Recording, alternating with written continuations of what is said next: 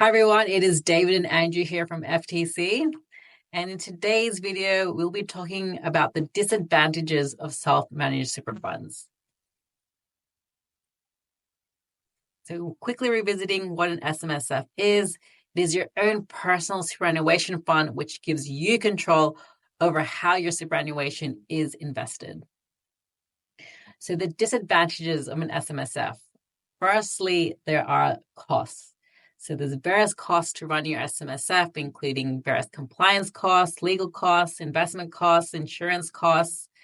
However, these costs are relatively fixed, and as your SMSF grows in value, the proportionate costs of running the SMSF decreases.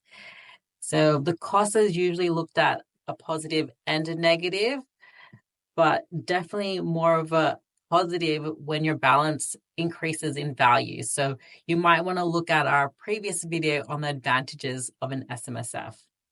What are your There's thoughts?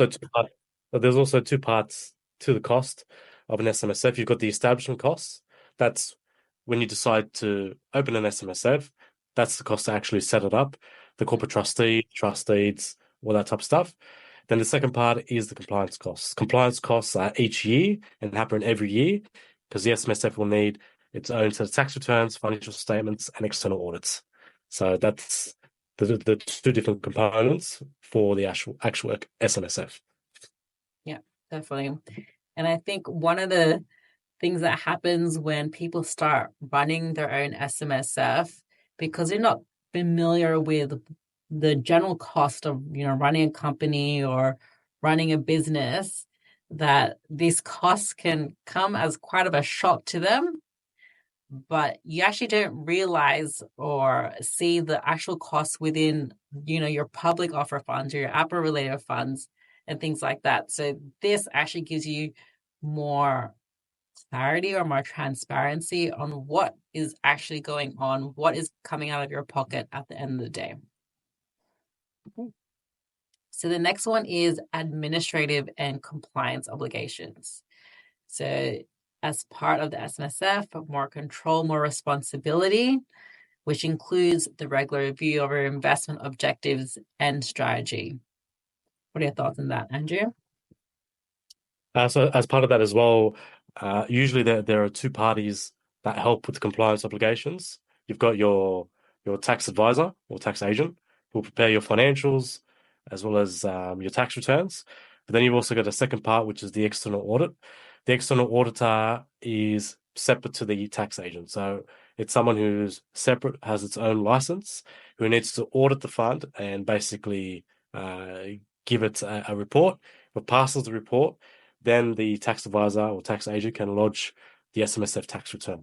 So if the external auditor does not pass it or does not pass the actual audit, then it can also delay the tax return and delay the compliance of the fund with the ATO.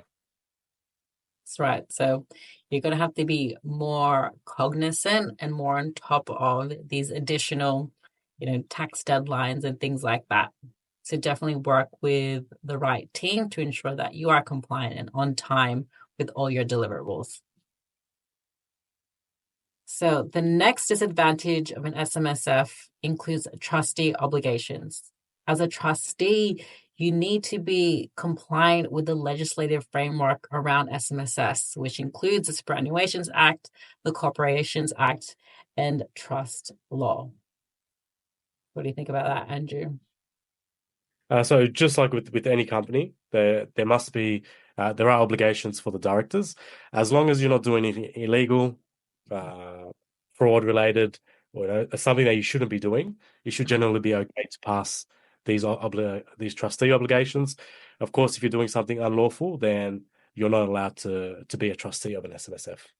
Mm-hmm. It's all really common sense at the end of the day as to what is legal and not. So, yeah. And then lastly are service providers and advice. So risk may arise from working with disreputable or inexperienced service providers, which can result in financial loss or non-compliance.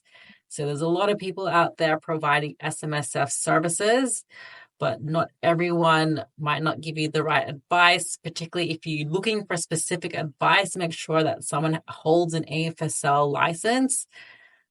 And yeah, because you don't know what's going to happen. You want to protect your superannuation balance. What do you think about that, Andrew? Look, it always goes without saying, you should get the right type of consultants to help you with these sort of things, especially because an SMSF is its own beast. So if you're unsure about something, you need to have someone that you can rely on, or a team that you can rely on to help you make the decisions as under your obligations as a trustee. Mm-hmm. Definitely. Get the right team around you. So that concludes the disadvantages of an SMSF. Just remember there's always pros and cons to everything. So always ensure you consider both sides of the coin and determine what is best for you. But if you need help with setting up or managing an SMSF, please reach out to the FTC team. We'd be more than happy to help. That concludes today's video, and have a good day. But yeah.